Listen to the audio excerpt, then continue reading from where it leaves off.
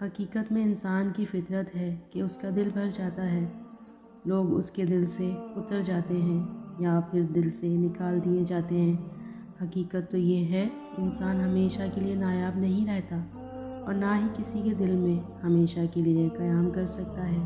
یہاں لوگ مرنے والے پر دو آنسو بہا کر پھر سے اپنی زندگیوں میں مگن ہو جاتے ہیں، اور تم چاہتے ہو کہ تم لوگوں کی زندگی میں خود کو ضروری پاؤ، جبکہ محض ایک ضرورت کی طرح استعمال کیے جاتے ہو۔ وہ کہتے ہیں نا، انسان کی قدر صرف دو بار ہوتی ہے، ملنے سے پہلے اور کھو دینے کے بعد۔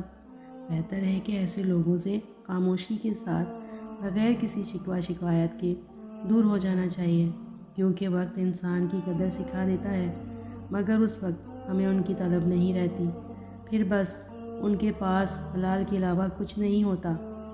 حضرت علی نے فرمایا، زندگی میں کسی کو اپنا عادی مت بنانا، کیونکہ انسان بہت خود غرض ہے۔ جب آپ سے محبت کرے گا تو آپ کی برائی بھول جائے گا، اور جب آپ سے نفرت کرے گا تو آپ کی اچھائی بھول جائے گا۔ اسی لیے خود کو بدلیں۔ آپ کا رونا، آپ کا اداس ہونا، آپ کی محبت، جذبے اتنے غیر اہم نہیں کہ ایک انسان کے پیچھے ضائع کریں۔ مانا کہ یہ تکلیف برداشت کرنا مشکل ہوتی ہے، مگر وقت گزرتے گزرتے کم ہوتے ختم ہو جاتی ہے۔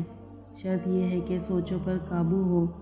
آپ کی شخصیت کوئی گری پڑی شے نہیں کہ کوئی آپ کو چھوڑے بھول جائے پھر بھی آپ اس کے پیچھے پیچھے لپکیں۔ آپ اپنے جذبوں کو پہلے اہمیت دیں گے تبھی کوئی دوسرا دے گا، لیکن ایسے کمزور بنیں گے تو روتے رہ جائیں گے، پیچھے پچھتاوے رہ جائیں گے، بے قدر ہو جائیں گے۔